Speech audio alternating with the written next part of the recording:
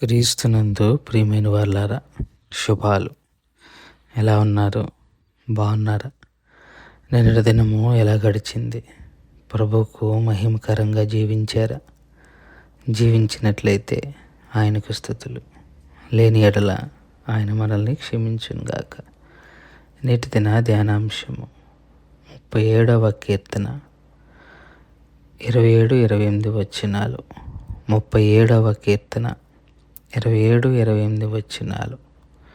కీడు చేయుట మాని మేలు చేయుము, అప్పుడు నీవు నిత్యము నిలిచెదవు. ఏలయనగా యెహోవా న్యాయమును ప్రేమించువాడు. ఆయన తన భక్తులను విడువడు. వారెన్నటికీ కాపాడబడుదురు. కానీ భక్తిహీనుల సంతానము నిర్మూలమగును. దేవుని వాక్యాన్ని మన వినికిడిలో దీవించి ఆశీర్వదించును గాక. దావీదు కీర్తనలో దావీదు భక్తుడు యెహోవా భక్తులకు ఉండాల్సిన ఒక మంచి లక్షణాన్ని ప్రస్తావన చేస్తున్నారు. అదే కీడు మాని మేలు చేయటం. దేవుడు కూడా కీడు మాని మేలు చేసిన వారికి తోడుగా ఉంటారు, రక్షిస్తారు అని వాక్యము జ్ఞాపకం చేస్తుంది. 34వ కీర్తనలో 14వ చరణంలో కూడా ఇదే మాటను మనం చూస్తాం. కీడు చేయటం మాని మేలు చేయుము అన్న మాటను మనము చూస్తాం. సో దేవుడికి తన ప్రజలు కీడు చేయటం అన్నది ఇష్టం లేదు. మేలు మాత్రమే చేయాలి. రోమపత్రిక 15వ అధ్యాయము ప్రారంభ వచనాల్లో కూడా ఇదే మాట, మేలు గురించిన మాటే ఉంటుంది. బలవంతులమైన మనము మనల్ని మనమే సంతోషపరచుకొనక బలహీనుల దౌర్బల్యమును భరించుటకు బద్ధులమై ఉన్నాము.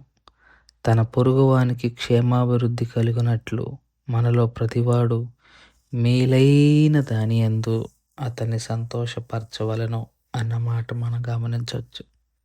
కనుక దేవుడు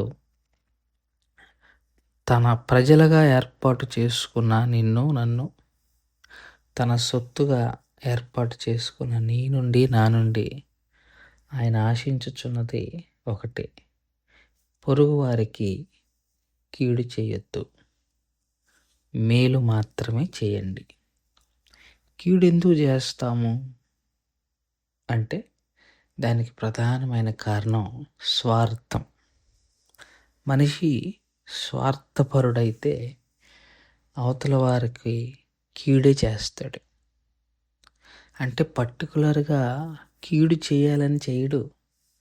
తన స్వార్థము, తన కొరకు తను చేసుకుంటున్న ప్రాసెస్లో అవతల వారు నష్టపోతున్నాడని గమనించడు.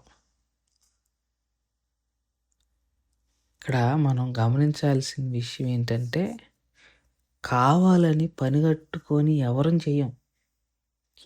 మనందరం ప్రభు చేత పిలువబడ్డాం, రక్షింపబడ్డాం కాబట్టి కావాలని ఎవరం కీడు చేయాలని అనుకో. మరి హంతకులు, దొంగలు, వ్యభిచారులు అయితే తప్ప కావాలని చేయాలని ఎవరు చేయరు. అయితే ఇక్కడ ఎందుకు చేస్తున్నాము అంటే దానికి ప్రధానమైన సమాధానం స్వార్థమే. ఈ స్వార్థం ఏం చేస్తుంది అని అంటే, తనకు తాను సంతోషపరుచుకోవాలనే ఇదిలో అవతల వాడు నష్టపోతున్నాడన్న విషయాన్ని మనం చూడలేం. దానివల్ల మనం కీడు చేసేస్తూ ఉంటాం. మేలు చేస్తాము, మేలు చేయటం మర్చిపోతాం. అసలు మేలు చేయటం అన్నది ఆలోచనే ఉండదు. నేనెంత ఉపయోగపడతాను, నాకెంత ప్రయోజనం, నేనెంత సేఫ్గా ఉంటాను, నేనెంత బాగుంటాను, ఈ ఆలోచనలోనే ఉంటారు తప్ప మరొక ఆలోచన అయితే రాదు. మరొక ఆలోచనలు అయితే వాళ్ళు ఉండరు. అది గమనించుకోవాలి.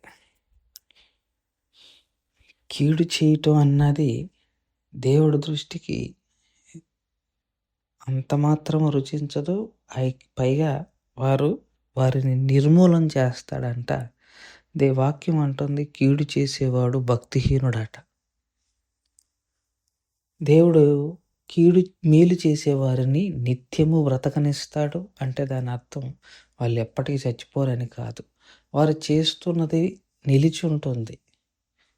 అంటే అర్థం నేను ఇప్పుడు మేలు చేశాను, నేను వెళ్ళిపోయినా కానీ నా మేలు నిలిచి ఉంటుంది, అది నా బిడ్డకి ఉపయోగపడుతుంది. అది నీతిమంతుడు నిలిచి ఉంటాడు అని అంటే నా నీతి నిలిచి ఉంటుంది, అది తరాలకు దీవెనకరంగా ఉంటుంది. ఆలోచన చేయండి, నేను చేసిన ఈ మంచి రేపొద్దున రానున్న కొన్ని తరాలు ఈ మంచి ద్వారా దీవించబడుతుంది అని అంటే దానికన్నా భాగ్యం ఏముంది? వాక్యం అంటుంది నన్ను ప్రేమించు వారిని 1000 తరముల వరకు ఆశీర్వదించువాడనై ఉన్నాను అని ఉంది. అదే నేను ఇక్కడ ఇప్పుడు కీడు చేస్తే అది 4 తరాలు అనుభవిస్తుంది ఆ కీడు. అందుకే స్వార్థం అనే ఒక చిన్న అలవాటును కానీ మానేసి, స్వార్థం అంటే ఏం లేదు, నేను బాగుండాలి, ఇంకొకరు ఏమైతే నాకెందుకు అన్న ఆలోచన, అంతే నాకే కావాలి అన్న ఆలోచన, అది మానేస్తే మనిషి బ్రతుకుతాడు. అతని నీతి, అతని మంచి తర్వాత తరాలను బతికిస్తుంది అని మనవి చేసుకుంటూ ఈ మాటలను ఇంతటితో ముగించుకుంటున్నాను. దేవుడు దీవించి ఆశీర్వదించును గాక. ప్రార్థన చేసుకుందాం. మమ్మల్ని మిక్కిలిగా ప్రేమించిన మా ప్రియ పరలోకపు తండ్రి, మీ పాదాలకు స్తోత్రాలు స్తుతులు చెల్లించుకుంటున్నాం. చెప్పబడిన వాక్యాన్ని బట్టి మీకు స్తోత్రాలు. విన్న వాక్యము మా హృదయంలో భద్రపరుచుకొని వాక్యానుసారంగా జీవించగలగటానికి కావలసిన కృపను, సహాయాన్ని మాకు అందరికి దయచేయమని యేసు నామములో అడిగి వేడుకుంటున్నాం తండ్రి. ఆమేన్. God bless you.